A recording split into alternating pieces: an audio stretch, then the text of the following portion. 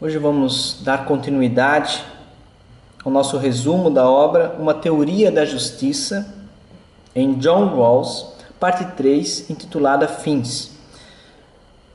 Nessa parte encontramos o capítulo 7, Bondade como Racionalidade, capítulo 8, O Senso de Justiça, e capítulo 9, O Bem da Justiça.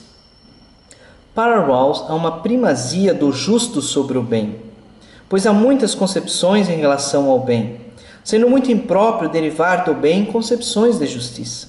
Segundo o autor, ambos devem ser complementares, sendo que a justiça seria o fator limitador do conceito de bem. Evitar-se-ia, dessa forma, prerrogativas, ou tentativas de impor uma concepção de bem sobre os delineamentos da justiça. Não é o caso que uma concepção vem antes da outra, mas que o bem deve necessariamente estar sintonizado aos princípios de justiça, derivados racionalmente da posição original. Conclui-se que a ideia de bem deve receber um caráter racional, pelo qual excluir-se-ia de suas bases e interesses particulares, imposições que venham a ferir a liberdade e a igualdade. Rawls vê a necessidade de fazer uma distinção entre uma teoria tênue e uma teoria completa do bem. A teoria tênue do bem reporta-se a explicar a preferência racional aos bens primários e explicar a noção de racionalidade, realçando os princípios na posição original. Assim, a teoria tênue do bem, pelo qual as partes contratuam, revela que deverão assegurar suas liberdades e autorrespeito, e que para salvaguardar seus objetivos requerem mais do que menos de seus bens primários. Assegurados os princípios de justiça e sua correlação com o bem, busca-se agora uma teoria completa do bem, visando uma mais ampla concepção do bem, chegando a estabelecer bens finais. E isso viabiliza uma explicação de nossas atividades com relação ao bem, na qual todos estariam dispostos a agir em favor de uma concepção pública de justiça, afirmando suas instituições sociais. Para Rawls, portanto, ter um senso de justiça é algo realmente bom, e tal congruência entre a justiça e o bem conduzem-nos a um suporte estável da justiça como equidade. Essa estabilidade se dá quando os demais seres estão volitivos a agir virtuosamente em favor da justiça. A principal ideia da justiça como equidade, na qual enfatiza-se aqueles princípios que emergem racionalmente da posição original de equidade, prepara o caminho para uma teoria completa do bem.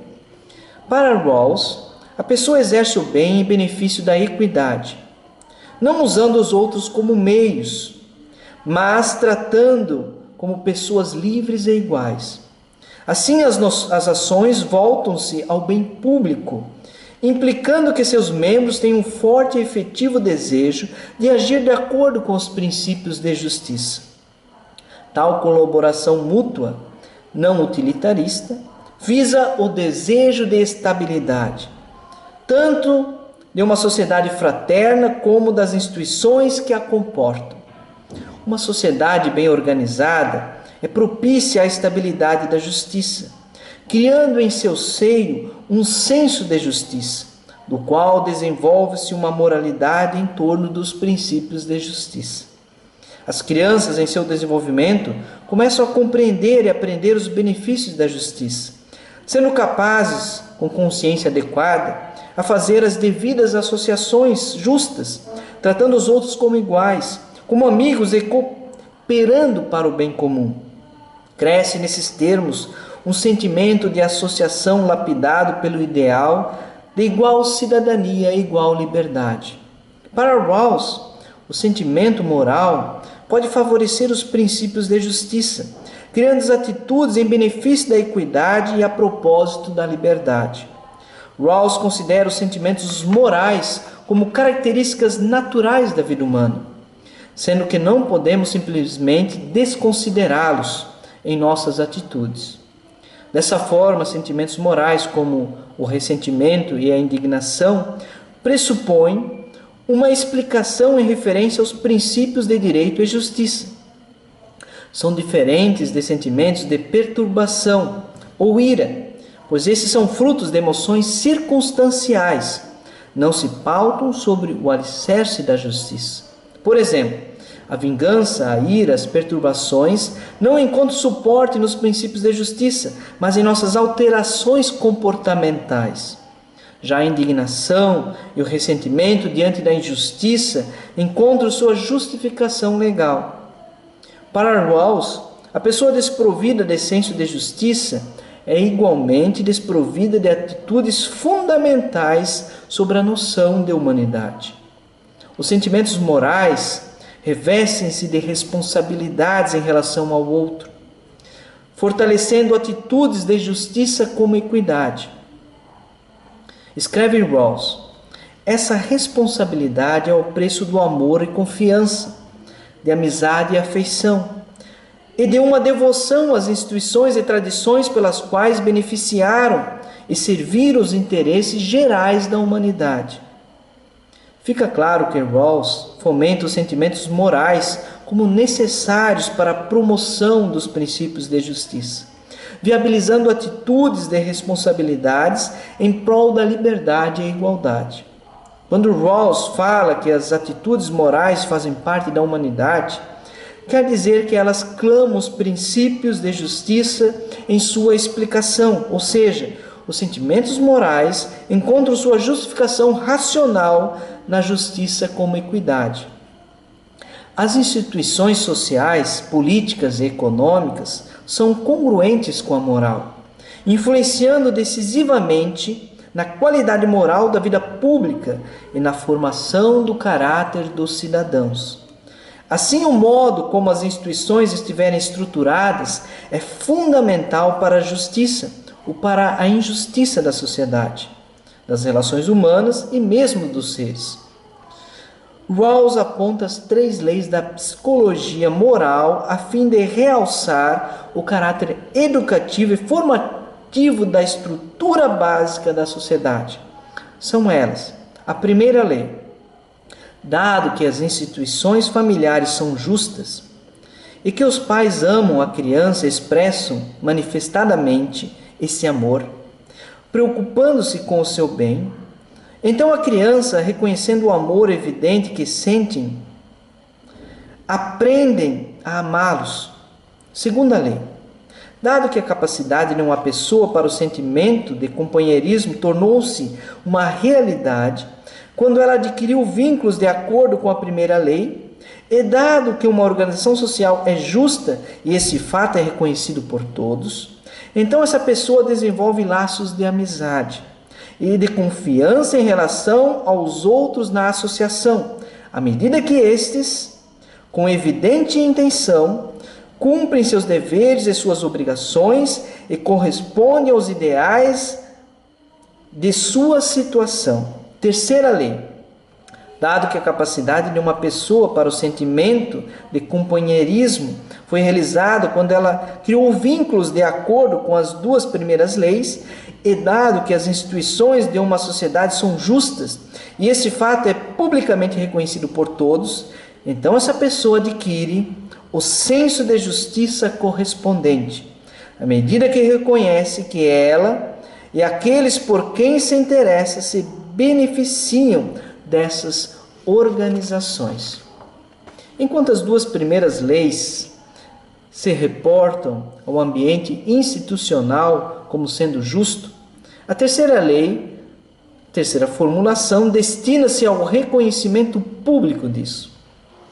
Para Rawls, essa conexão entre os princípios de justiça com as aspirações humanas elabora um senso de justiça dentro de uma concepção coletiva do bem, formando uma congruência necessária para a estabilidade da justiça como equidade. Dessa forma, todos os 3 princípios psicológicos conspiram para suportar as instituições de uma sociedade bem estruturada, favorecendo a autoestima, o companheirismo, o desejo de justiça, elementos fundamentais para a estabilidade.